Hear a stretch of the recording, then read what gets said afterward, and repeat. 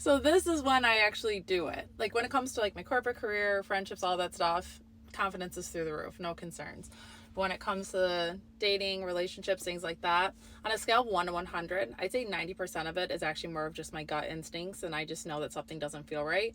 The other 10% I would say is the self-sabotaging, where I make up scenarios, I read into things, I automatically just start to assume that they don't like me, that there's no interest, like, but on the other 90%, the consistency of inconsistency should be studied, because there is just a natural gut instinct that we know that something is off, that something, the patterns have changed, you're acting a certain way. Like, I mean, if you tell somebody not to do something and they do it, you're going to take that as that they're not interested. Or it's hard to process a lot of it. Like, for example, the very few people that I have spoken to, like, I'll always say, like, don't say you're going to call me if you're not going to call me.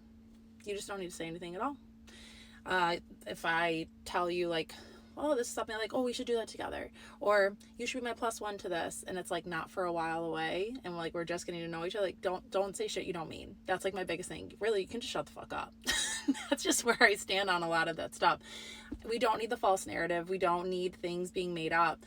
But when you then go ahead and start doing those things and saying those things that I've told you not to, like, that's where I feel like it's a combination of like my gut instinct being like, okay, this isn't working, but then it's also a side of like self-sabotage. Like, maybe they do actually mean it and they're gonna follow through with it, but in my mind I'm gonna like convince myself that that's not the case.